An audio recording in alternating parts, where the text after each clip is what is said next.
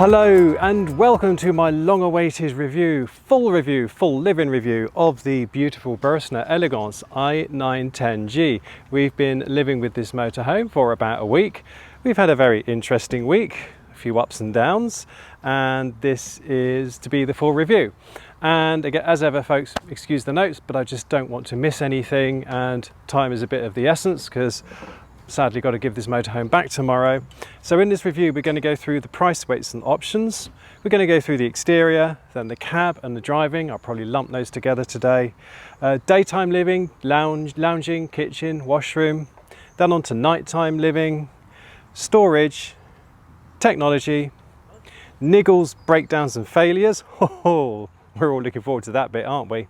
And then finally, a conclusion. I'm going to try and make this one a little bit more succinct than the last one so it doesn't go on for an hour and 50 minutes. So I shall crack on with the price, weights and options. Now this is a German spec Burstner Elegance i910G, but I'm going to try and talk mostly about the UK spec. So in the UK, this baby starts at £125,995. That's a lot of money, but the good news is with Burstner you do get a lot of goodies included with that price. So you do get alloy wheels, you get the awning, you get an electric drop down bed. So you do get a lot of toys included for that price, which means you get fewer options, but you do get plenty of options. This one, before we move on to the options, the weight of it, the MRO, is 4,330 kilos with an MTPLM of 5,500 kilos. Yes, you'll need a C1 license to drive it. That gives you a payload of 1,170 kilos, and that is huge. And the good news is, folks, because so many options are included on this van, that means that you don't lose so much payload every time you specify an option because it's already included. So that's something to be aware of. This particular van has been fitted with the automatic pack, the winter pack, and I believe the TV pack. So with those packs fitted, it's still offering, this particular vehicle is still offering a payload of 1,092 kilos. So not only have you got 9 meters of pure luxury and a stack of storage, which we'll cover later, you can actually use the storage. A few more stats for you folks. It is 8.99 meters long, so let's just call it 9 meters. It is 2.34 meters wide and it is 3.05 meters high. And then if you do want to tow a car, beg your pardon. So if you do want to tow something with this, a car or a boat or something, your maximum towing capacity is 1,600 kilos. Now, as ever folks, as we talk about this through the review, I'm going to try and point out what is an option, what is standard, but the best thing to do is obviously go onto the Burstner configurator and configure the Elegance of your dreams. And to do that, I'll leave a link in the description below, and on the configurator you can also click on more information and it will tell you what is included in that pack. So we're going to crack straight on folks, because I really don't want to make this an hour and 50 minutes, with the exterior. The exterior of the Burstner Elegance i910G, and well, this is in the standard white. You can also get it in champagne or silver. Those options will cost you an extra £3,000. But the alloy wheels, folks, are standard. Now, you get 17-inch alloys in the UK, but I don't know if you get these black ones or if they're silver. So you would need to check with your dealer, or even better, go along to the Burstner Roadshow when it comes to a dealer near you. That's in October 2021.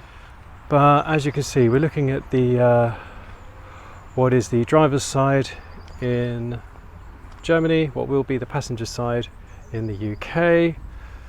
So got the diesel inlet here. This is on the Mercedes Sprinter chassis, and we do have the double floor in the chassis to allow for extra storage. And you can see this is a tag axle, so we have 6 wheels. Oh my goodness me. Here is the gas locker. I've already unlocked it for the sake of convenience. I can't open it, but I've unlocked it. Here we go. Just needs a bit of a sharp pull. It's on gas struts. It takes 13 kilo gas cylinders, and it comes with a Toptron crash protection unit. And if you've seen my previous videos, you know I highly rate crash protection units for two reasons. Number one, the convenience of the fact you can leave the gas open. If you are motoring through Norway in the winter, you can leave the Alder central heating running. There's your Alder outlet there. And it just makes my life more convenient. If you stop for a cup of tea, you don't need to go outside and switch the gas on. You can just spark up the hob. The other great advantage of a crash protection system is also you don't accidentally leave the gas on. So this is an underfloor locker, which we will cover in storage, and we will also cover the rear garage when we do storage as well. And this is your outlet for the Thetford Indus system. I've already covered the Indus system in a lot of detail. I'll leave a link to that video in the description below. And here is your fresh water inlet, which of course is lockable. As we come around to the rear of the motorhome, you can see it is uber smart, and it has the camera for the reversing camera is already mounted. As far as I'm concerned, folks, this is absolutely essential, this reversing camera. Now, I do not know whether or not this is standard or optional in the UK. It is not listed as standard, it's listed as part of the multimedia pack. But when you go to the configurator online, you are not offered the multimedia pack, which would make me think that it is standard. So I can't get an answer for you on that one. Once again, I'm afraid you'd have to check with your Bürstner dealer to see whether or not that reversing camera and the multimedia pack is standard or whether it's optional. I have a feeling, folks, it's standard, but I don't want to tell you that if it's not the case. As we come around now to the door side, again, do bear in mind that if you're buying this in the UK, the door will be on the off side. It will not be on the pavement side. The door will be on the off side, which just means if you have to stop at the side of the road, this door will be opening into traffic. Not normally a problem for anyone. You can always exit out the other door by the what would be the passenger in the cab. Just want to make you aware. Now, this is something, folks, you've got the mains outlet here, sorry, the mains inlet is here, right by the door. It's not ideal, is it? It's really not ideal to have the mains inlet and then the cable running along the length. It's just, you know, you've got this beautiful motorhome and then you've got the mains inlet sort of by the door. I just think, yeah, you could have put that on the other side, Bürstner, away from the door. Now, the good news is, folks, for purchases in the UK, that beautiful two-lay Omnistor awning, I believe it's 6 meters, is huge anyway. It's standard. It comes with the motorhome, which is rather special. And also standard in the UK is a barbecue point, which is here, the gas, and this mains and TV point. So you've got a mains outlet and you've got a TV point here outside. So if you want to watch TV in the awning, you jolly well can. But what I think is the best thing ever is that this Bürstner comes with central locking as standard. So the driver's door, the passenger, the entry door here that Dougal's demonstrating, and the garage doors all lock with the central locking, and I just think that's brilliant. As I say, we'll come to the garage when we cover storage, but I just love the fact that it's just a one handle opening. There's no keys to worry about, no faff. It's just really, really easy and straightforward. So that is a massive thumbs up from me. And then finally, as we reach the entry door, we do of course have an electric step, and we've got a light above the door, which always goes down well with me. And the door itself is a whopping 61 centimeters or 2 feet wide, and it's got a fly screen as well and a bin on the back of the door. Now, my friend Carla, who is the whiz behind the Adventure Wheels blog, gets very, very excited about Bürstner doors because she can get her wheelchair through them. And it just makes life so much easier, folks, when you're loading and unloading with crates and things. A wider door, trust me, really does make a huge difference. So that is your tour of the exterior. Now let's go in and have a look at the cab and the driving experience. What do you reckon, Dougal? You excited about that? Yeah, no. Okay, so let's talk a little bit about the cab and the driving. Seats are very comfortable. I do find though that the cab is just quite black. There's all this sort of black vinyl everywhere. That's now not staying down. Is my lead in the way? That's better. Right, so see if I've remembered to bring the step in this time. Yes, we're good. First thing I want to say off the bat about the driving is the pillars. The visibility in this motorhome is not as great as one would hope because of these big, thick pillars. Now, I don't think it's any worse than many other motorhomes on the market, especially A Class. But the motorhome I had before, the A Class I had before, yes, you didn't have the great blinds that are really easy to operate, but those pillars, oh my goodness. When I'm coming up to a roundabout, I'm sort of leaning forward, looking back, or if I'm trying to turn and try and see the oncoming traffic, if it's coming from that angle, it's so hard to see it. You're trying to look under the mirror, round the pillar, it's just not great. You know, that's pretty much the two main criticisms are just all this sort of black dash, and see, this is okay because the traffic's coming from there, so I can do that. Now this particular vehicle is fitted with the standard 143 brake horsepower engine. Now this is great. I'm checking for traffic coming from this direction, and there's a window there, so I can see traffic coming from that weird kind of 45-degree angle, or 75-degree angle should I say, so that's good. As I say, 143 brake horsepower engine and 170 bhp is an option. That option will cost you £1,700. Now I think when you are paying well over £125,000 for a motorhome, I think you're kind of scrimping a little bit if you go for the basic engine. Now this has got the basic 143 brake horsepower engine. It is fine, it's okay, but one thing I have noticed, as we just wait for this traffic here, so the standard 143 bhp engine is fine, it's okay, but as we pick up speed on the Autobahn now, folks, you might hear that the sound insulation to the engine compartment is not stupendous. You can hear quite a bit of engine noise, right? And now we'll put my foot down, trying to accelerate, get onto the Autobahn. 80 kmh, 90 kmh, 100 kilometers an hour. That's just over 60 miles an hour. And what I find is, so we're doing 100 kilometers an hour, 2,250 revs, and we've already been doing a few hours driving, and it does start getting wearing, all that engine noise. I don't know if you've noticed that also because of the increased noise, because of the increased speed, I'm now having to shout.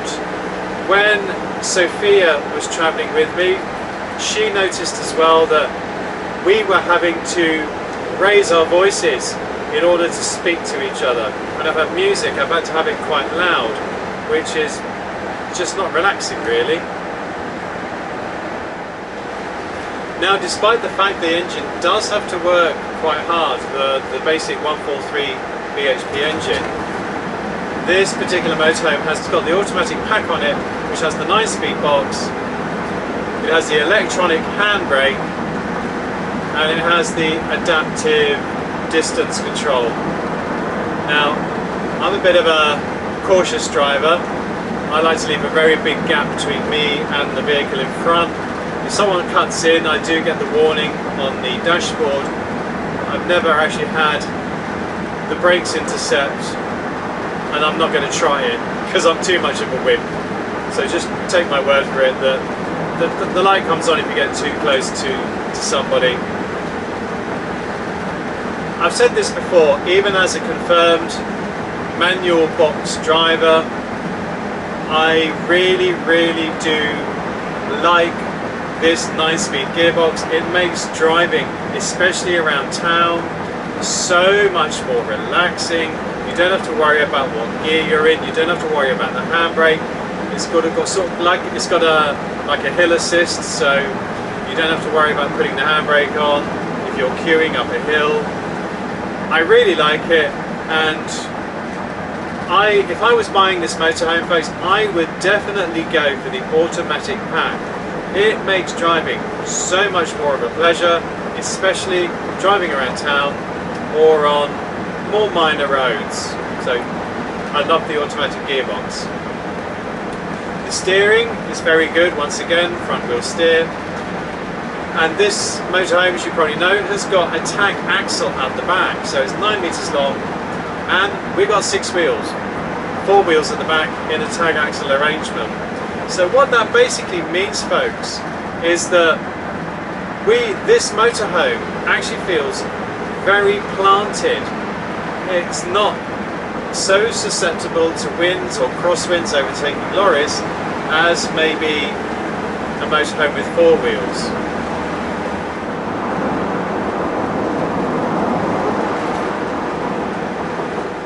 That van that just rushed past then, I felt a bit of buffeting on the motorhome, but we didn't at all stray from our line because of the tag axle.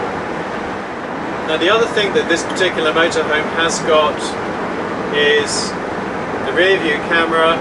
We've got a great clear screen on the screen in the cab here, which I believe is part of the multimedia pack. Now, I'm sorry, folks, I do not know if that is standard or an option in the UK. It's not on the configurator, which would make me think it's standard, but on the spec that I got, it was listed as an option, so that's a bit of a grey area. If it's an option, folks, I would definitely recommend going for the rear view camera. There are times you might be on your own.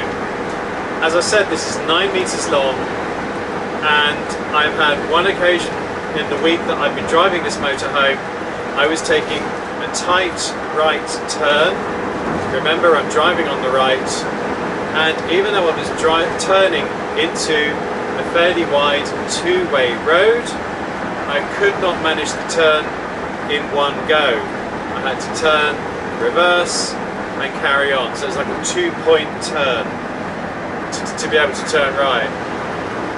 And in that situation, you know, you haven't got the time for someone to get out and check. You've got a car behind you. You want to see if that car has left you enough space to reverse a few inches before you can carry on. So I strongly recommend the rear view camera if that's not already included.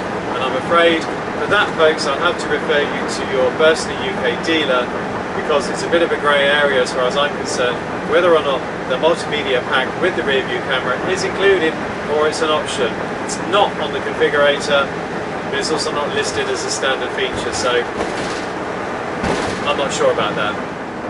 Now, as far as consumption goes, diesel, we have averaged 12 litres per 100 kilometres.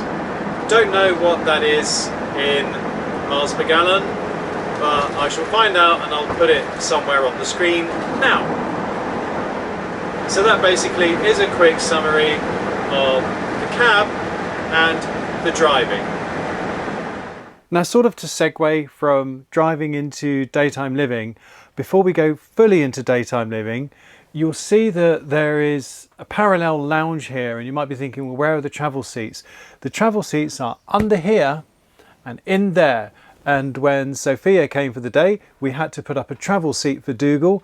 Now I'm sure putting up the travel seats with practice is going to be a lot quicker, but I did notice that the legroom wasn't terribly good, and of course with the travel seats here you are missing out on storage space. So back to daytime living fully, and just put my notes out the way. Would you mind looking after my notes please, Dougal? As ever, it's a faff to turn this driver's seat around because it fouls the steering wheel just like they do in almost every motorhome ever. And you're kind of thinking, because it's rubbing you really have to force the arm against the steering wheel, and you just kind of think, isn't it about time there was a solution for this? But yeah, it rubs on the steering wheel here. Now, if we move on to the main body of the lounge, you can see we've got this table here, and you can move it around, which is great. And then you can lock it in position when you're traveling, he says. That's it, now it's locked. And then if you've got guests coming for dinner, you pull out the table extension here. Ta-da! But as you can see, it's a wee bit wobbly. You wouldn't want to fill up the wine glasses too high, but it's a great big huge surface, and you could easily fit 1, 2, 3, 4, 5, 6, 7, so easily 6 people for dinner. So that is really good. I have one huge major criticism of this lounge.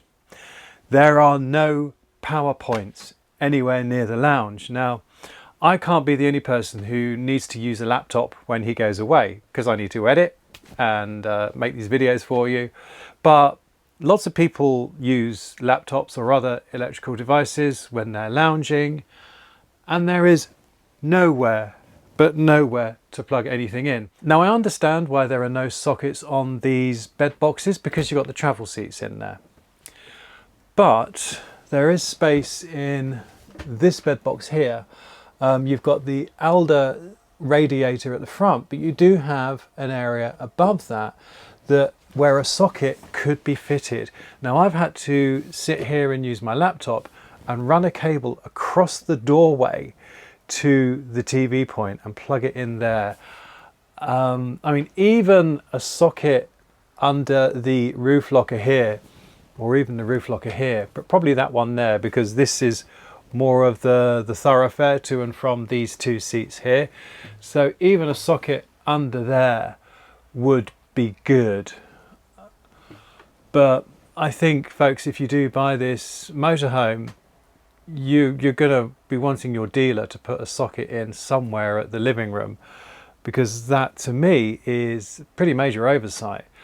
But that said, I mean, what a luxurious space. And then you've got the TV here by the door. I'll give you a quick demonstration of that, and then we'll move on to the kitchen. Right, so here's your TV by the door. Now next to the TV, it's just worth pointing out there are 2 little USB points down here for daytime charging. Not much room to put your phone, but room enough. And then what you do with the TV point is you pull out the handle, the telly swings out. Hope I got it the right way up. You know I'm useless with TVs. And there you go, you got a nice big TV for watching from the lounge. So that's how the TV that's how the TV works. Again, as a non-TV person, I think I'd find these shelves just a bit more useful, because I do find there's nowhere to put your keys or anything when you walk in. But the bracket is standard in UK Bürstners. So that's your TV. Now let's move on to the kitchen. Okay, so I've got behind the camera and just give you a little overview of the kitchen, folks, and then I'll grab the camera off its tripod and we'll go into a little more detail. Now this is a German spec Bürstner Elegance. UK models will not have this hob, and they will not have the top drawer below the hob. They will have a Thetford cooker with a 3-burner gas hob, combi grill and oven beneath. So you will lose the induction ring and the 2-burner gas hob, and you'll have 3 gas burners instead, and then the oven and combi grill, the combi grill and oven below. So you will lose that top drawer, but the rest of the kitchen should pretty much be the same. I will now grab the camera off its tripod and give you a bit of a kitchen tour in some more detail.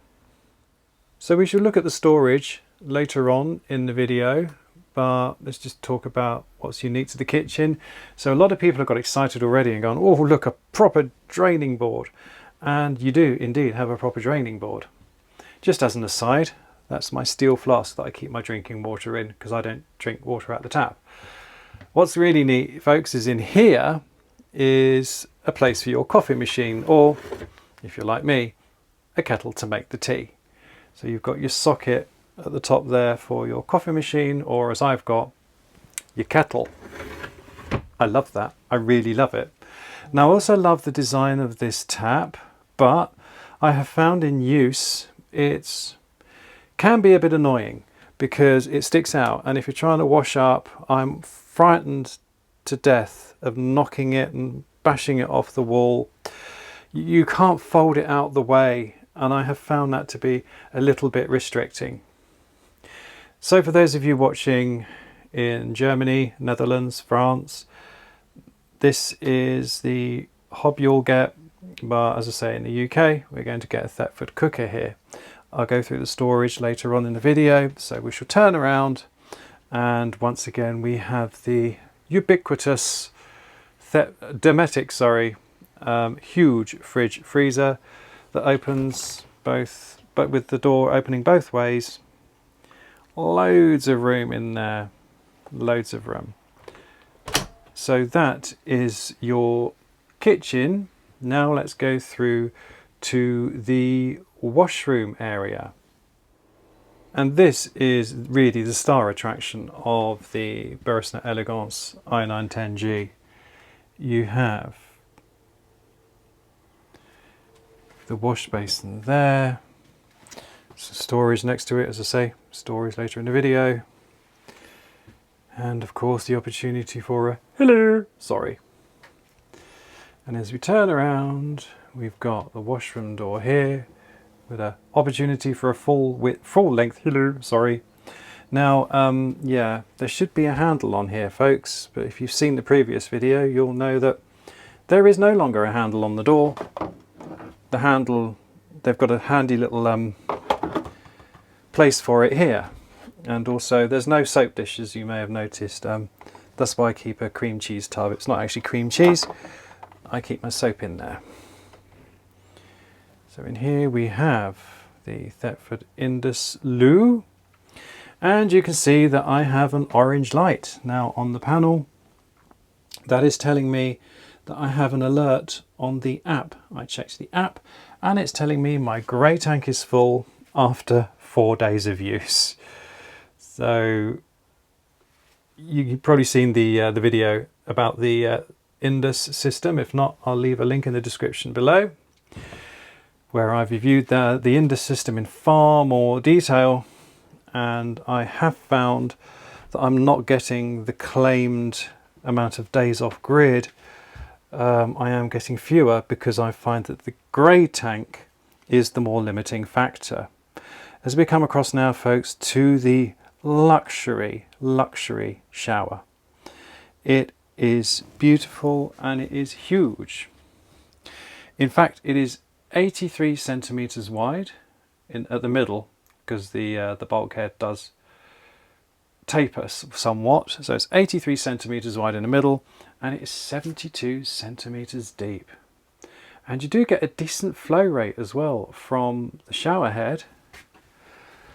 But because you do get a decent flow rate from the shower head, I find, you know, guess what? The showers don't last as long. So I've ended up having to turn the water flow down, because look, I don't know if you can see that. That's a really good flow. I mean, that's a really good flow rate. So you're getting a huge amount of flow. But of course, you know, every action has a reaction, And the stupendous flow rate from the shower means shorter showers. And then finally, just to show you, give you some privacy while you're using the washroom, is obviously, as I say, there should be a handle on here. Hang on.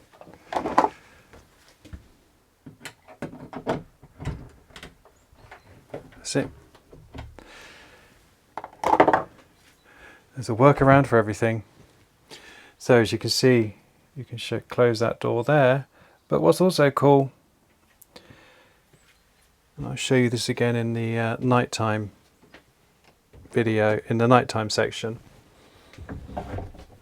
There, you can also shut off the bed area, and it gives you a fully enclosed private bathroom, or washroom, should I say? There's no bath in here, so washroom. Yeah. Oh, but you see my towel hanging on the back of the toilet door there. One thing I will say about the shower compartment, folks, is there is no hanging rail in that shower, so there's nowhere to really hang dripping coats. You could release the mosquito net here and maybe hang them on the handles of the roof light there. So that's a solution, but it's not as neat as a proper installed rail. Okay, so hello Dougal. That's the daytime living, folks. So we shall wait until tonight and then we'll talk about nighttime living. Hey Dougal. Let's now talk about evening and nighttime living in the Bürstner Elegance i910G. I've put all the lights on at the moment and there is a phenomenal level of light in this motorhome. It is really, really bright, enough to lift the spirits on the drabbest and dreariest of winter days. I think there's a bit too much light for an evening, so let's knock some of these lights down. I do have to get up and actually use the light switch. But the great thing is too, folks, is the lights above the cabinets, I'll show you later, they are dimmable. Now let's see if I can remember which is which. Oh, I've just turned the cabinet, so these are the main. So turn those down a bit, and that's made it a bit more pleasant in here for the evening. We've got reading lights here in the cab. That's quite nice. And now what's really clever is these lights here. You get 4 of them and they're really versatile. This is not actually connected to any electrical supply whatsoever. You see, I can take it off. You can have it as a diffused light, or you can have it as a spotlight. Diffused, spotlight. You can also have it as a little table lamp for that wohlfühlen kind of feeling. But what I like most about it is you can also, oh, I switched it off there. You can also use it as a little torch. So when I take Dougal out last thing at night for his little walk, I just grab one of these lights and I don't need to have a separate torch. And then you just put it back. Now there are 3 these little stations in the living area. There is a charging station in the door, and there is a charging station in the wardrobe, and then there are 2 little mounts to give you reading lights in the bed. I think it's a terrific idea. It saves the weight of cables, electrical feeds to all these different lights, but the downside is there are only 3 charging stations for 5 lights, and when they're in their best positions, like here and in the bedroom, they're not connected to anything, so you have to sort of take them off and put them in the charging station at night. Or as I say, there's one in the door which is really super convenient, because that's the one I grab for a torch when I go out taking Dougal.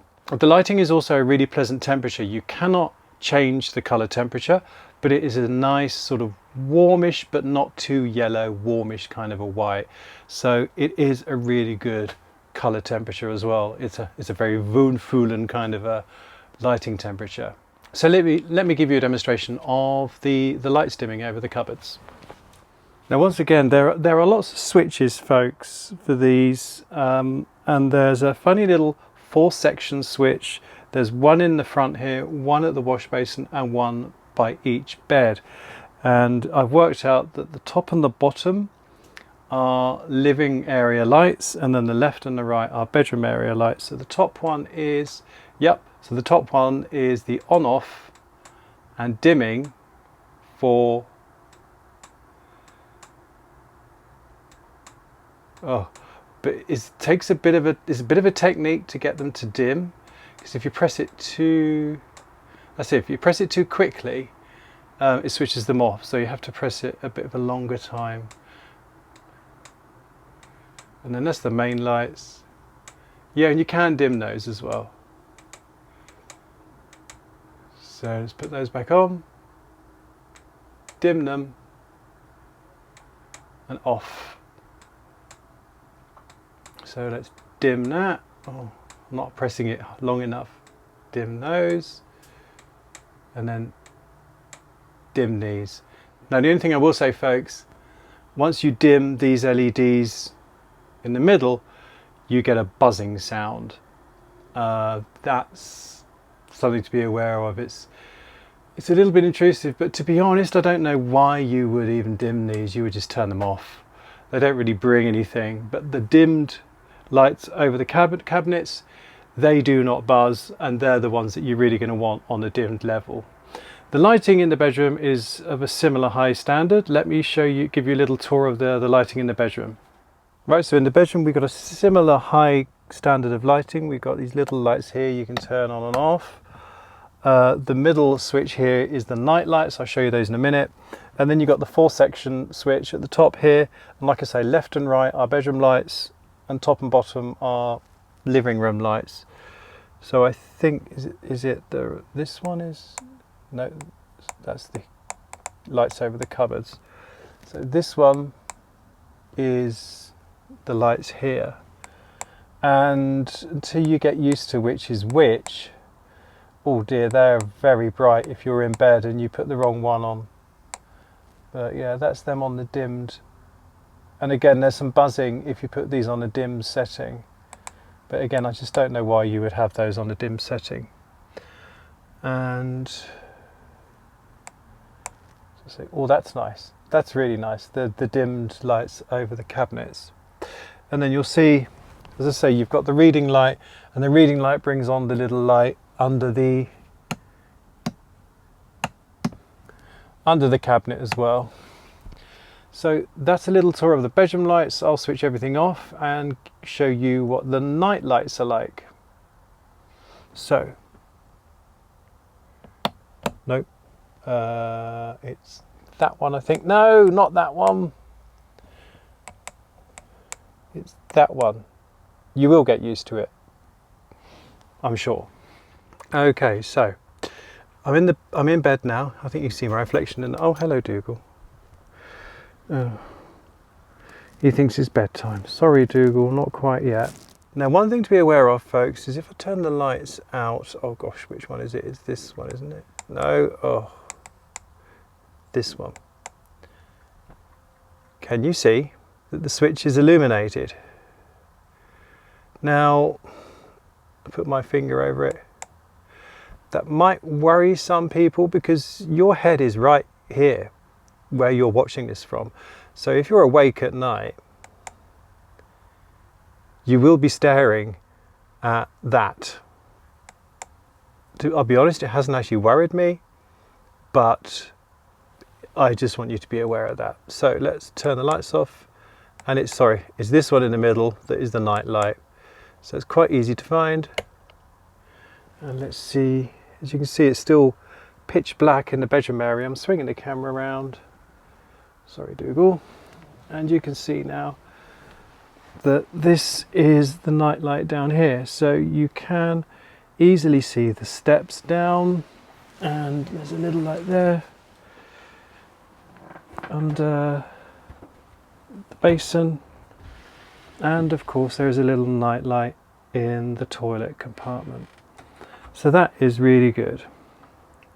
Now this night light only comes on at the back of the motorhome.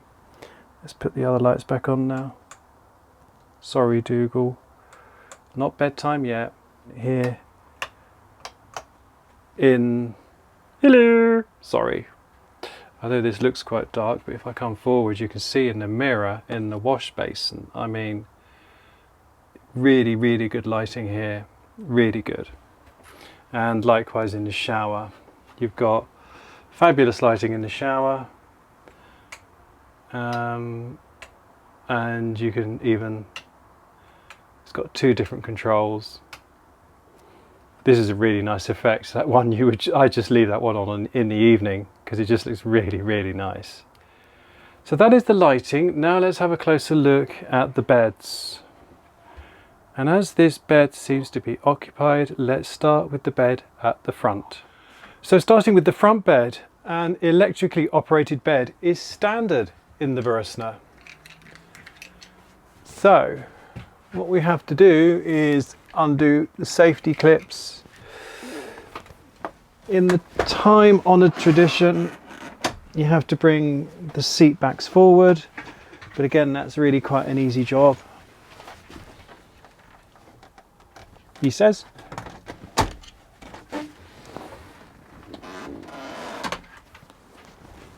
That's that done. Now then, is this on?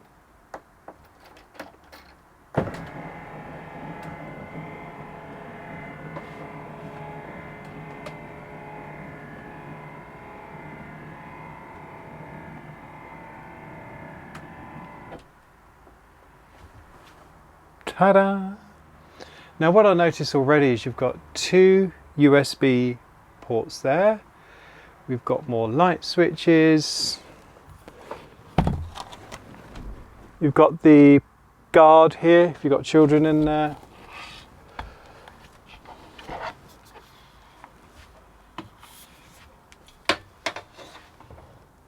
I'm not quite sure how you're supposed to get this ladder to work. Maybe you have to move the table out of the way. But now I still can't. So that's a bit precarious. Let me get the camera out and show you folks.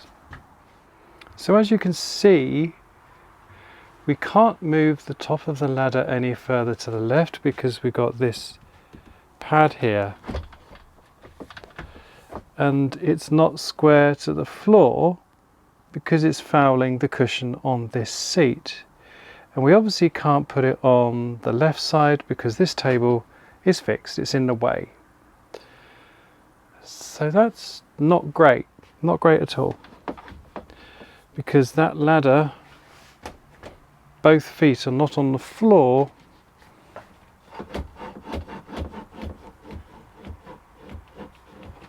I'm frightened of ladders at the best of time. I know it's only a small ladder, but yeah, could do better, could do better. This padded thing is stopping the ladder from sitting square. Now what we can do is we can take our little lights, because there's a couple of mountings up there. You've got some couple of light switches here. Oh, we've got a little light in there. And this is the nighttime light I was showing you. I don't know if you can see under my tripod there, the night light coming on and off. So that's another night light. And there's another one at the front here by Dougal, can you see?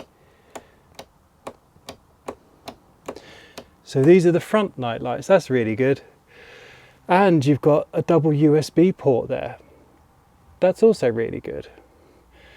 And like I say, you can have 2 of these lights here as well. So people in the top bed are really well catered for. Let's put the camera back on the tripod and get you some measurements. I think for safety's sake, I'll stand on the banquette. So the length is 6'4", 193 centimeters. The width is a very generous 4'9", or 145 centimeters, and then the height at the front here is approximately 31 inches or 80 centimeters, but under this shelf here is only 21 inches or 53 centimeters. And one thing I will point out to you folks is there is another sharp edge on this shelf here. there's too many sharp edges in this motorhome. But as far as the bed is concerned, it's very comfortable.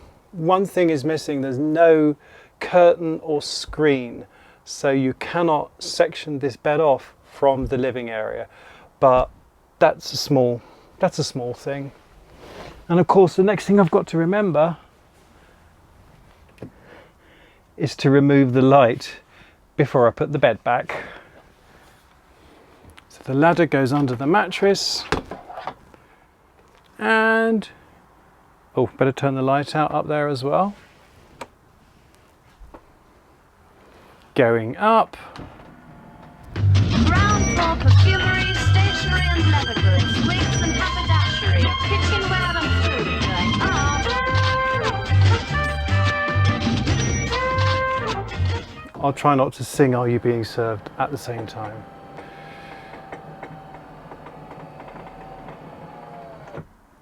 Right, that's that. Reattach safety clips, put the seats back up, and now let's have a look at the sizes of the rear beds. And let's see now.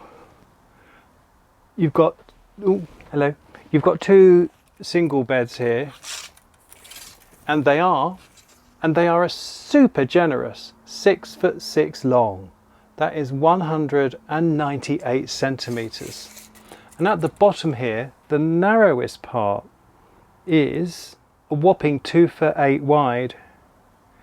That's about 82 centimeters. That is really, really generous. Excuse the blankets on here. These are obviously to keep the mattresses clean from Dougal.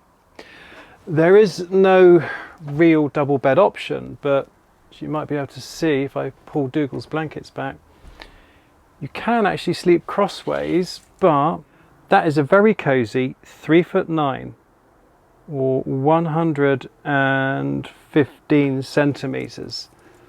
I mean, it's going to be huge this way. And that weighs nearly 7 foot, over 2 meters. So that's really generous. So if you were to sleep sideways, you know, if you're feeling a little bit, you know, frisky, then you are having an intimate night because you're squeezed together. It's only 3'9" or so. But okay if you're very tall.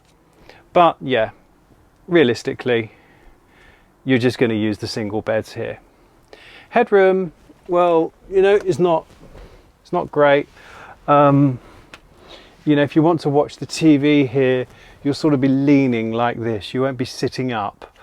But what I really love here at the back is this fold down unit here. And you can put your cup of tea here. I think that is so cool. Let me grab the camera and show you this in a bit more detail. So yeah, this is really cool. It folds down. You can stand a cup of tea on there, and then inside you can see I've got my tablet charging there. You've got two USBs and you've got a main socket as well. So you can put your devices on charge overnight and shut them away. I really like that. That is really cool. Really cool. And then you've got a mini hecky above for fresh air. And that is the TV bracket. And then finally, folks, if you do have, say, the kids in here and you're going to use the front bed, you can pull the screen across and completely segregate the back bedroom from the washroom and from the living area. So that is a really good idea if you're going away with children, teenagers, grandchildren, that they can have the two singles at the back if you have the double at the front. Super duper. So that's evening and night time taken care of. It's bedtime now. And then tomorrow, first thing, we will look at storage. Good morning, Dougal. Shall we show the very good people the storage on this beautiful Bürstner Elegance i910G? What do you reckon? Okay. Good morning, folks. We're going to carry on the review now with a look at the storage, starting with the exterior. Now we have two lockers on the outside. We've got this huge locker that goes through, it's basically the cellar that goes from one side of the motorhome to the other, as does the huge garage. I've already unlocked them for the sake of convenience, and I'll show you this locker. And first of all, look, if I turn it, it's on a gas strut. Now some folks have said the reason maybe the Heimer wasn't on a gas strut is because, you know, it doesn't really come up high enough with a gas strut. Oh, there's me there in the shadow. But as you can see, folks, it's pretty good. It does come up fairly high. But I mean, to be fair, if you're going to use this locker, which is right down, you know, in the chassis, you're going to be on your hands and knees anyway. But at least you can do it with one hand. So we have a locker that goes right through the width of the motorhome. Let's go round to the other side. There we go. And this sort of cutout sort of here, the dimensions of that, folks, it is 70 centimeters wide, it is 25 centimeters high. So that is your limiting factor, but it does go the entire width of the motorhome, which is about 209 centimeters across. And on this side you've got your drainage valves for your hot and your cold water system, which, as you can see, the pipes there are capped. You would need to connect a tap to the pipes there in order to drain off your system when you want to. And here is the garage. Now, I've said I love the central locking, and I do, because you just have this one handle, no keys to faff with. You just turn it and then the door opens again on a gas strut. Awesome. And we've got a nice spacious garage. For those of you wanting to put anything in here, the door opening is 103 centimeters wide and it is 123 centimeters high. However, do be aware you've got to deduct probably a couple of centimeters halfway along for the height, for the protrusion of this gas strut. So say 120 centimeters safe loading height. Now, the loading capacity of this garage is 250 kilos, which for a tag axle motorhome is a tad disappointing.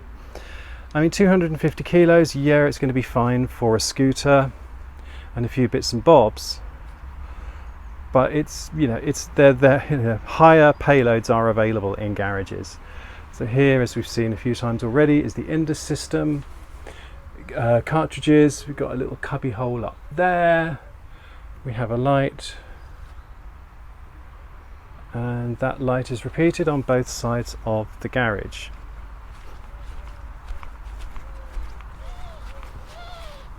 I love this easy to open door, I really do. And it just opens on its own with the gas strut. Oh, this is the mechanism of the door, by the way, folks. So you can see that it still locks in two places, but you've only got the one handle. This, you can tell I'm absolutely, I love the garage doors in this. And then finally, you've got two fixing rails as standard. You've got the fixing rail here on the forward bulkhead, and then you've got a fixing rail here on the aft bulkhead. No options, I'm afraid, or at least none in the configurator for things like checker plate or anything like that. The other thing I don't see, folks, I'm happy to be corrected, but I do not see a mains outlet. I do not see any mains or 12-volt outlets in the garage.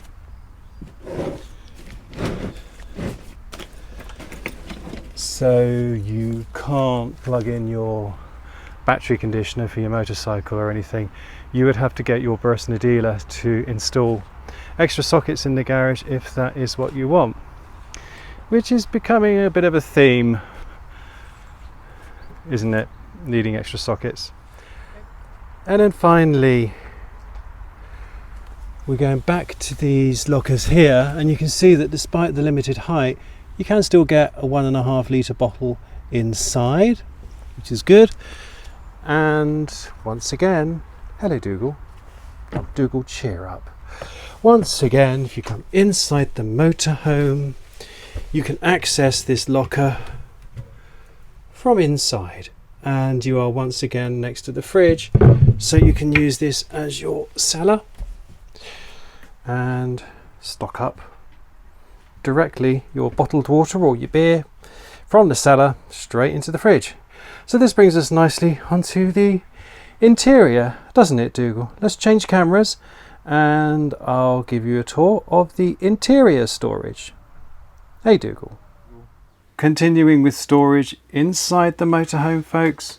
Now, as I've mentioned before, these two banquettes conceal travel seats, so there's no storage under there. I also find that there's nowhere to hang your coat or put your keys when you come in the door. I do manage to find a little nook there for Dougal's lead, just by the TV, and in the door there is a useful bin there where I can throw the keys, and that's the charging station for the lighting system. So it's okay, but you know, I just find there's not a huge amount of room to throw things. You do also have these little cubby holes up here under the front bed. Lockers galore. So many lockers, I can't even begin to fill them. But what you'll notice, folks, is that the locking mechanism, you have to press it and then pull. Put it down, soft close, and then you have to proactively lock it again. So if you forget to lock before you travel, all your stuff's going to fall out. So you do have to do pre-departure safety checks, including checking all the locks. Whereas of course, as you may know, some lockers, they have sort of automatic locks and you don't need to bother with that pre-departure safety check. Here in the kitchen, as well as a huge bumblebee, we have, this is very neat, the sliding shelves here.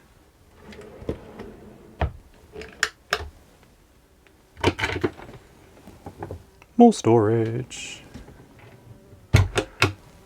I hope that bumblebee goes. Right, I think the bumblebee's gone. Now we've got these little shelves in the kitchen here. I'm not quite sure what use they are, because obviously you're going to have to empty them before you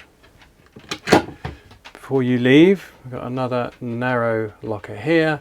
So we've got lockers galore, but down here, folks, this cupboard under the sink, which will remain in UK models, is huge. It's enormous and it has no storage solutions built in. Now, yes, Dougal, that is the dog food box. So I've ended up using this plastic crate. No, Dougal, it's not snack time. To access Dougal's food. As I mentioned in the daytime living and the kitchen part, this is going to be replaced in UK models with a cooker, a Thetford cooker.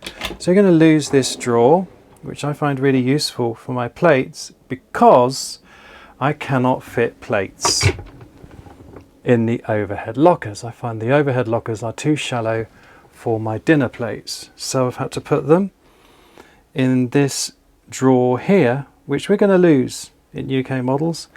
Now, the cutlery drawer is here.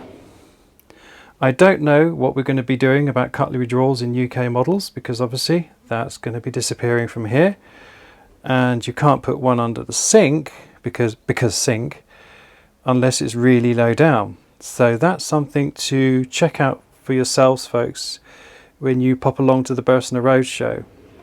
If you are looking at this in Germany, the Netherlands, France, Belgium, and you're looking to buy an Elegance there and you'll be having this arrangement, my personal view is I just don't like what Burstner call this pharmacy drawer. It makes getting a teaspoon to make a coffee or a cup of tea, it just makes it a long-winded, protracted process. I'd rather just have a drawer rather than have to go through all this faff. But there you go. We have more storage here. What do you reckon, Dougal? No, there's no dog snacks in there either. And then opposite the kitchen, we've got... See, this is the disadvantage of the charging station here. Kind of got the leads dangling in the way of... Oh, I'm going to drop my camera. There's a bottle storage here, sliding bottle storage. But I can't open it fully because I've got cameras charging here, and if I don't want that camera to fall down. And below... So we've got a nice drawer below the fridge. And then, of course, we've got a cupboard above the fridge, which I put my camera bag in. Storage, storage, storage galore. The huge storage theme continues into... Hello, sorry. Into the sink area. I mean, you've just got a cupboard there, you've got 3 drawers, you've got a cupboard there. Go into the toilet compartment.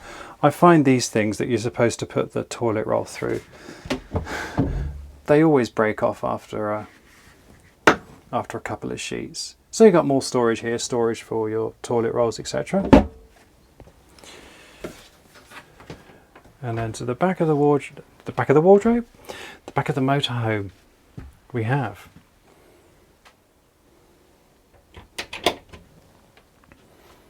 a generous wardrobe, very generous wardrobe.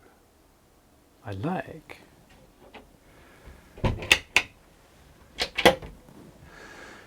More storage, you know, because storage. Then finally, as we come into the bed area, we've got drawers here. And on this side, we have another cupboard where I'll put my boots and my jeans. And then above the bed, on both sides, we have some lockers. Now, I haven't actually used any of these, you know. Oh, and you've got this useful charging station, as I've mentioned in nighttime storage. This locker is a bit random. Oh, it's really difficult. You've got to pull it up here. Urgh! We've got this sort of funny double door arrangement here. And you can see it's been attached. So rather than put a lock on each locker, they've kind of put one on both. Just makes it quite difficult to lift. And there's your TV station there. So that just about sums up the storage, folks. Now let's have a little chat about technology and the app. Although it's not a Burstner app, it is the Indus app. Now folks, a very quick look at technology and the app, and there's not a lot to look at in this motorhome. Sorry about the flashing on the camera. These lights are actually steady in real life. That's showing us that the 12 volts is on and the water pump is on, and what you do is you turn this button, and then it will flick through the menu for outside temperature, inside temperature, 12 volt system, leisure battery, vehicle battery, but you'll see that there's nothing coming up for the water tanks. There's your clock. And the reason for that is because the water tanks are all part of the Indus system, and for the water tank levels you need to look at the app. So once again, here is the Thetford Indus app, which is what you need to look at to check your tank levels, and you can see I'm critical on fresh water. I'm also fairly critical now on grey water. It's telling me I've got 0 days left before I need to empty my tank, so I need to go and find a tank emptying point. I've got a warning here that my grey water tank is almost full, and as you can see, grey water is nearly full, black water 50%, fresh water practically 0. So to check your tank levels, it's part of the Indus system, and that is on the app. But that's as far as the technology goes with apps. There's no other app to control a Bürstner, which personally I think is absolutely fine. I get on really well with the pressing buttons in the motorhome, I really do. For more information, folks, about the Thetford Indus system, I have made a video all about that, and I'll leave a link in the description below. So that's your control panel and your tank levels on the app. We also have Alder central heating. I'll switch that off now. That is good because we all love a bit of Alder central heating. In this particular motorhome, we've got upgraded stereo. We've got 2 speakers in the lounge here. We've got one by the door there, and we've got another one just over by that light in the corner. So as you're sitting here watching TV, if I just sit myself down, so you're looking as if I am, you get a fantastic sound sitting here. That is absolutely marvelous. But what you don't get is you do not get speakers in the lounge. Now this particular motorhome does not come with the self-sufficiency pack. That is an option, folks. And I just find that, hello Dougal, when you've got a motorhome with the Indus system that's going to give you, well, in my experience, 4 to 5 days off grid, it would be really good to have the self-sufficiency pack. The motorhome does come pre-wired for a solar panel, which is part of the self-sufficiency pack. And then under here is where your battery is. So you do get a 95 amp hour AGM battery as standard, which we can see there. And then you've got space here for 2 more leisure batteries. So obviously whether you go for lithium ion as part of the self-sufficiency pack, or you just go for regular lead acid, or you do your own thing, is up to you. So you do have space there for 2 more leisure batteries.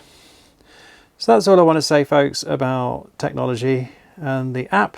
Now it's the time we've all been waiting for: breakages, failures and niggles. Okay folks, the bit you've all been waiting for: breakages, failures and niggles. And I really do need my notes for this one.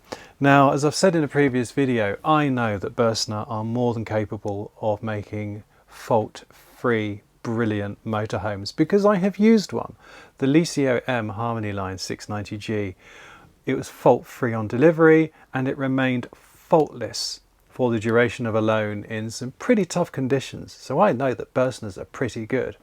Unfortunately, this particular vehicle has had a very hard life, and it shows.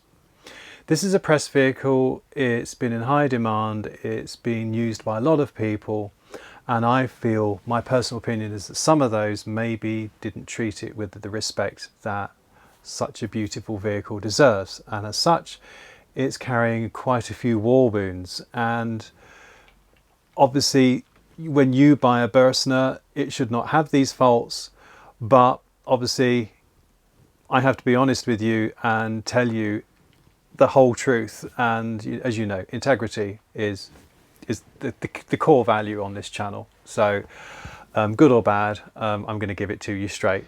Before I even took this motorhome on, I got an email from Burstner listing some faults, which is never a good sign. One of them was this blind is broken. It's been broken by a previous user. The shower leaks. The shower compartment leaks, and sometimes it dribbles across the floor, and it's caused a bit of damage to the furniture by the shower. And then the other fault that was declared before collection was the fact that the fresh water tank indicator was not working. Now that was rectified by Thetford when they came and attended to the motorhome a few days ago. And what Thetford tell me is that obviously Indus can only be supplied to the manufacturer. The manufacturer has to install the entire system. And what they found was that the electronics that control the water level monitor were installed in a place where they could be wet if the tank overfilled. Now the tank was overfilled, the freshwater tank was overfilled when I collected this motorhome, and the top wasn't on properly inside the motorhome, the tank overfilled, and once again it wet all the electrics. So what Thetford have done is that they have moved it to a different place, and that should now keep it dry. So that fault was actually rectified on the trip. But as you will have seen, the washroom door failed, and it may sound like a really small thing, but of course it left me with no access at all to the toilet. It's one of these trendy locks that the bolt automatically engages when it's parallel. It's not so much a mechanical thing, and as such we just couldn't get the door open, and it took Thetford engineers 5 to 10 minutes with all the tools to get that door open again, and now I've wedged it up with toilet paper to stop it locking again. So, you know, hopefully that would never happen to you, but it happened to us.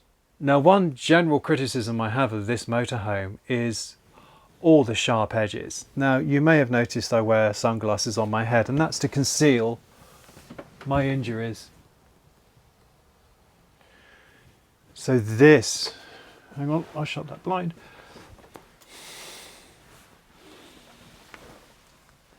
So I'm just going to shut the blind, and you can see what the problem is. I'm leaning so far forward to close this blind so you can better see what the problem is.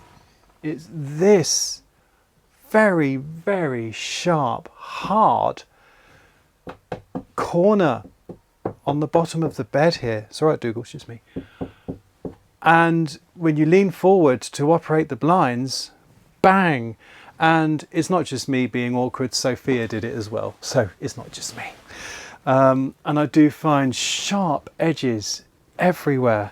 And again, when you want to employ the travel seats, sharp edges to the corners of the boxes that are left in situ when you employ the travel seats. So that I find is not good at all. Hence, covering up my scars with the sunglasses. Now, another sort of criticism, something I'm just not over keen on, is I pointed it out in storage, which is the handles to the lockers. You can undo them, you know, and leave them unsecure, but you have to make sure you proactively close all the lockers, put all the catches on the lockers before you leave. And I forgot the drawer under the fridge on one trip, and the drawer came flying out, bang! And of course, as always folks, you all know, first rule of motorhoming is if you need to stop, there's nowhere to stop. And this drawer was banging for 5-10 minutes, and it was really stressing me out. Again, if you have the kind of handles where you don't need to proactively operate a latch and they automatically lock themselves, and you know they're really easy to operate to unlock, that would be better. So I do feel that the locker handles, they look beautiful, but you are in danger of being a numpty like me, forgetting to secure them and then having maybe damage to the motorhome as a result. Back to the shower, I've noticed that the sealant in the shower isn't great. I don't know how old this motorhome is, but it's showing its age already with the sealant in the shower. That is not great. And then two final little niggles. The first one, folks, and this goes out to practically every motorhome manufacturer in the country, in Europe. We have USB-C terminals here in the cab. So if you're driving along and you want to charge your device or use your device, you need a USB-C connector or an adapter. In the motorhome, we have USB ports, not USB-C, USB. So when you're stationary, you need a USB connector for your devices. Why? If you've got USB-C in the cab, why do you not have USB-C in the accommodation? Or if you've got USB-C in the accommodation, why don't you have USB in the cab. It's just lack of joined up thinking, and it means that for your phone or for your tablet, your camera, anything you want to use during the journey, you need 2 leads for or an adapter. Where's the logic in that, folks? Please, am I missing something? I know the Mercedes comes with USB-C. Is it not time that the manufacturers then upgraded their USB connectors to USB-C?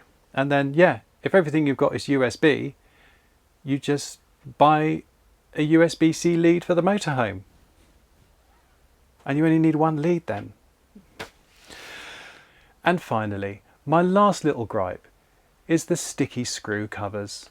I've covered this in a previous caravan review. I do not like them. I think they're cheap, and a couple are already peeling off. And really, in a motorhome that's going through the tills at £125,000 plus, I don't want to see stick-on screw covers. I know everybody uses them. I just don't find they're commensurate with the quality of a Bürstner. So, sorry Bürstner, I feel that really cheapens your beautiful motorhome. So, just something to be aware of, folks. So that is all the breakages, failures, faults and niggles. Not the fault-free performance that we had from the Bürstner Elegance Harmony Line 690G. And like I say, I think a lot of it is down to abuse from previous users.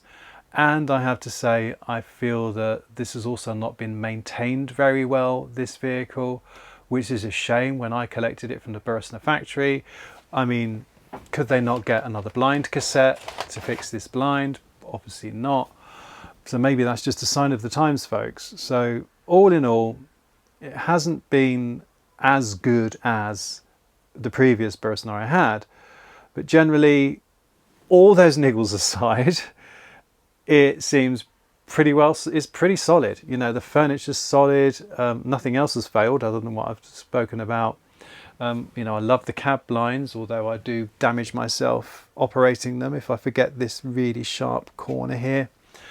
Yeah, so generally I think the quality is pretty good. It's just really been let down by some signs of abuse, wear and tear. So that's the breakages, failures, faults and niggles. Now let's just wrap up with a little conclusion. Okay, so to sum up the whole experience and buying your Bürstner Elegance, what's great about a Bürstner is so many parts come as standard. You know, the awning, the central locking, the alloy wheels, loads of what are options with other brands are already included in with a Bürstner. Now this motorhome, as I've said, has had some options fitted, such as the automatic pack. And folks, I love the automatic pack, the automatic gearbox, the electronic handbrake. It makes driving a large motorhome like this so much easier and more pleasurable. So I would strongly recommend, unless you are absolutely die-hard manual gearbox operator, I'd strongly recommend you go for the automatic pack for the Mercedes cab. But there's one pack that wasn't fitted to this motorhome, and that was the self-sufficiency pack. Now, the benefit of the Indus system is the fact you can spend longer between campsites when you're off grid. And I'm finding with normal use, I'm getting about 4 days from the Indus system because, as I've mentioned a few times, I find the 110 litre grey water tank to be the limiting factor.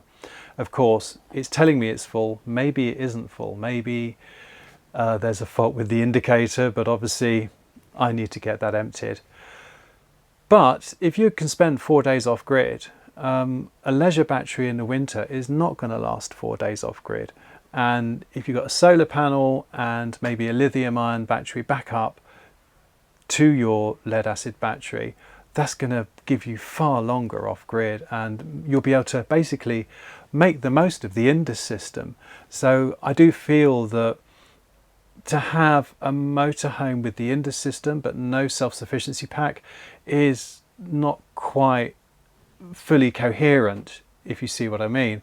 To have the whole package, I feel that if you want a motorhome with the Indus system, and it's a cracking system, then really I feel the self-sufficiency pack is worth having. So going back to the driving experience, the auto box, the size of this, again, this is a huge motorhome. I've had, touch wood, no problems driving it so far, even on some wiggly roads, on narrow diversions. But you've got to bear in mind, folks, this is a 9 metre long, 2.34 metre wide, 3.05 metre high motorhome. And people have asked me in a previous review on an A-Class motorhome, you know, will this be okay in Cornwall? You know, could I take this to Scotland? Would this be okay in the Highlands of Scotland? And well, you know, the answer to that, folks, is yeah, the motorhome's going to be absolutely fine. You, on the other hand, might be a complete bag of nerves, but the motorhome is going to be absolutely fine. If you are a lorry driver or a coach driver, you're going to think driving this is a piece of cake. And what you have to remember is where I live, where it's all single track roads and I'm on an island, there's small roads, we have full-size juggernauts delivering to the co-op.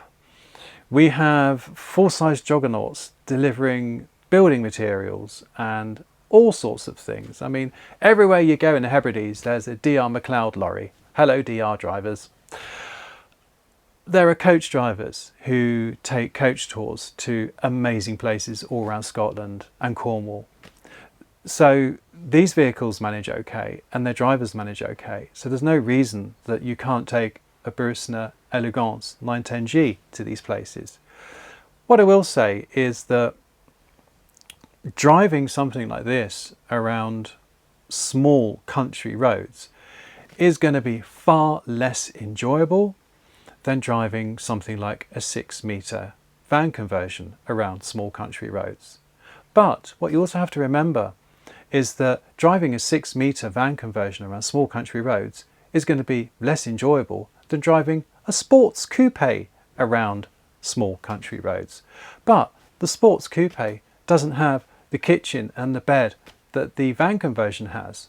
The van conversion does not have 9 metres of pure luxury accommodation that this motorhome has.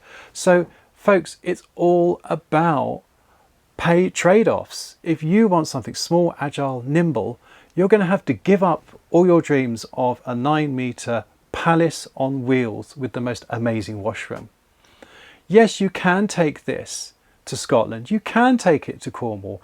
Yes, you will need to do some additional route planning if you don't want to get stuck. But the payback for that is 9 metres of unadulterated luxury. If you want something small for driving on those roads, that's fine. But then would you want to spend 3 months in that small space? You could easily spend 3 months in this space because this is so large and luxurious. So folks, I appreciate that people might be a little bit nervous or wary of taking something like this to Scotland or Cornwall or Wales, but really folks, it's all about trade-offs. It's all about you, how you feel. Obviously you do need a C1 license to drive a motorhome of this size, but if you think, yeah, I'm all right with that, then go for it. Yes, you won't be able to go to some of the more rural campsites. Some campsites won't be able to accept you because some campsites may not be able to accommodate vehicles of over 8 metres. So yes, there's a certain aspect, a certain element of pre-planning. And ideally, this kind of vehicle is for longer tours. It's for getting from A to B, maybe on the motorway or faster roads. Yes, you'll need some extra route planning. But speaking from personal experience, when I took on the last A-Class motorhome, it took me about 2 days to get used to it. And honestly, folks, I now just drive this wherever I want to drive it and don't worry too much about it. So I'm going to have to go and fill up with fuel and stuff like that. And I just know that because I've got the reversing camera, I've got great mirrors, I know that I'll be fine. So as I said in my previous review about an A-Class motorhome, and I'll say it again in this one, do not let A-Class nerves get in the way between you and your dream. Because once you've driven one of these for a couple of days, there's nothing to it. But yes, you do have an element of pre-planning for finding a site that will take you if you're over 8 meters long, and also you don't want to be going to a site where the access is too narrow or you've got to turn off a narrow country road. None of that's going to be any good to you anymore. You'll need sites with decent access and decent sized pitches. So that's all I'm going to say on that one, folks. And then finally, I'm going to give you the lecture again. This lecture is not aimed at you. This is not talking about the fact that life is too short, and if you've got the dream to go out and just blooming well buy the motorhome if you've got the money, because as I say, we don't know what's around the corner. My lecture today is to the dealers and the manufacturers, which is when people are investing their probably maybe life savings, their pension payoff, whatever, into a product, into a motorhome, and I don't care if it costs £20,000 or £200,000. It is not just about buying a vehicle, it's about a dream, and it's an emotional purchase. And I feel that manufacturers and dealers should never lose sight of the fact that this is somebody's dream and you cannot put a price on that. So when you're buying your motorhome, folks, go along to the Bürstner Roadshow in the UK, which is in October. Details on Bürstner UK's social media, links of which I'll leave in the description below. Get to know your dealer, strike up a relationship with them, get a rapport going and see how you feel about them. Because dealer support, things can go wrong, as we found out. Dealer support is absolutely crucial. Unfortunately, the dealers that I've come across on the Burstner network have all been absolutely lovely. And some of them email me with some hints, tips and things like that. You know, they take an interest. So that has been really good. But yeah, that's the lecture for this review, folks, is really for the dealers and the manufacturers to say, never lose sight of the fact that this is somebody's dream. Is the Bürstner Elegance for you, or would you prefer another model? Well, I'm not going to answer that one for you because that's all about you. What I will say is that aside from everything, from the nuts, the bolts and the specification, the most important thing, the most crucial thing when you are buying your motorhome, your caravan, your van conversion is how does it make you feel? And the only way you know that is to go and see it, sit in it and just be and see how you feel with it. Lay on the beds, sit in the lounge, sit at the driving wheel and see how it feels. And as I say, Burstner are doing a roadshow in the UK in October. That is your opportunity to go and see this, have a look at it, sit inside and see how it feels. And that's all I'm going to say on the matter. As I say, links to the Burstner configurator, so you can configure the Elegance of your dreams, are in the description below, as are links to Burstner UK's social media, on which are details of the Burstner UK Roadshow, where a beautiful Elegance is visiting all the Burstner dealers in the UK, as well as other models in the range. Check out the social media. That is happening in October 2021. So check that out and go along, have a sit and see how you feel. That brings our review of the Burstner Elegance i910G to a close. That also brings our time with this beautiful motorhome to a close as well. We have to give it back tomorrow. So I hope you enjoyed that review, folks, and I hope you found it useful. A massive, massive thank you to Burstner UK, who have sponsored this entire series of vlogs, and as you can probably tell, do not influence the content, they do not interfere with the content. So a massive thank you to Burstner UK. Please check them out. I will leave links in the description below. Thank you so much for watching, folks. As ever, if you enjoyed it, please do give us a thumbs up, subscribe if you don't already, and it just leaves me to say, from Dougal and from me, thanks for tuning in. There. How was it for you, Dougal? Did you enjoy that review? Are you excited about our next trip and going home and You excited about the next caravan tours coming up on this channel? You excited? Are you excited?